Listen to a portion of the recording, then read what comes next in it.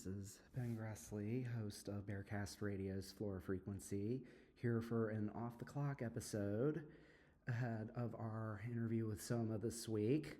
So I actually just got out of the studio a short while ago. I had the honor to interview the band Slippers after their win at Music Club's Battle of the Bands. Just a little over a week ago. So once again, congratulations to them. I thought it was a great interview. So anyway, as I did back in February when I was getting ready to interview the Manatee, we're going to go ahead and get the weather and music scene reports done and environmental horticulture scene reports done now before the interview on Wednesday, so that way we can dedicate the entire time slot to our interview with Soma.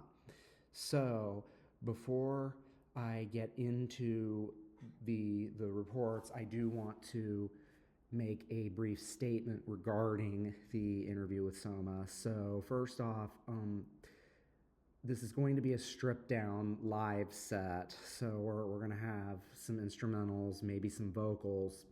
So we're not going to be able to get the full set in because we can't get the drum set in the studio space. The space is physically too small for that, along with the possibility that one of the members may have a scheduling conflict with their job.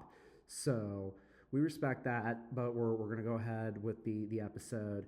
And another thing I need to mention as well is the fact that I was just notified by lead singer Ava Herlendy this afternoon that she has unfortunately strained her vocal cords or has sustained some sort of vocal injury.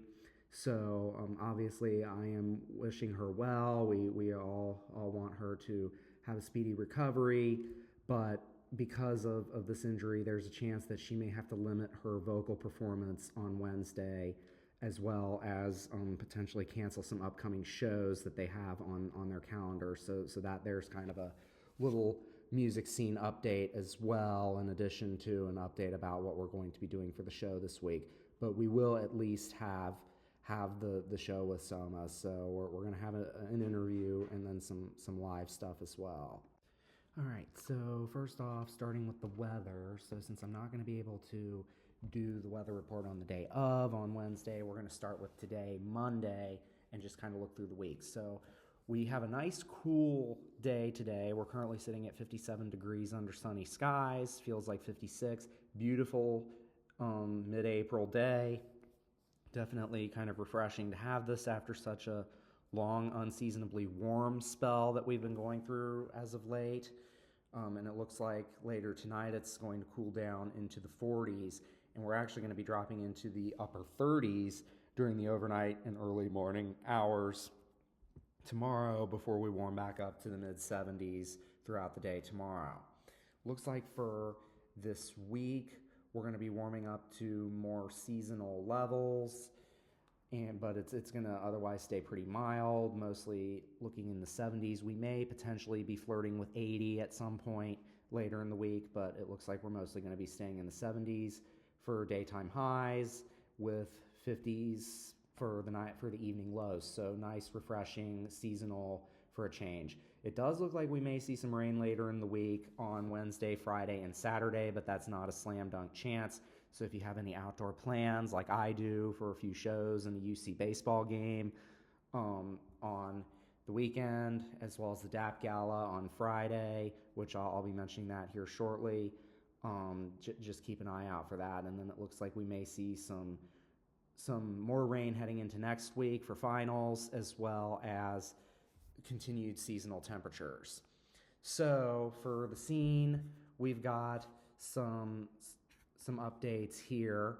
So first off, for the horticulture and environmental scene, the Greater Cincinnati Earth Day Festival was successful, and the Green Jobs Summit there was very informative. As I mentioned previously on the show, I was attending, and I also got connected with Green Umbrella, which is the regional climate collaborative here in Cincinnati and Hamilton County, and I got on their mailing list. They have job boards, they have events, they have all sorts of really neat stuff for people in the green industry and who care about the environment and climate change. So if you're interested, you should definitely sign up for their mailing list. I would definitely recommend. They are kind of a one-stop shop for all of that here in this area. Speaking of Green Umbrella, they are also hosting a sustainability summit that is going to be taking place at the Sharonville Convention Center in June. So if you're interested in that, I believe they have that on their website as well. And then tomorrow, since I'm able to talk about this now, since it's happening before Wednesday, the UC Horticulture Department is offering a tour, a free field trip to a commercial cannabis production center up in Dayton. So if you want to go, you need to let the department chair, Brian Grubb, know before the end of the day today. The tour is free, but you must be 21 years of age or older to attend, and you will be required to show ID at the start of the tour. So that's what we got for that scene. And then for the music scene, so the Manatee is performing at least three shows this weekend. The first is going to be for the organization Food Not Bombs on Friday the 24th. This will be over in Queensgate. So pull up to that one, $10 cover charge there to support that organization.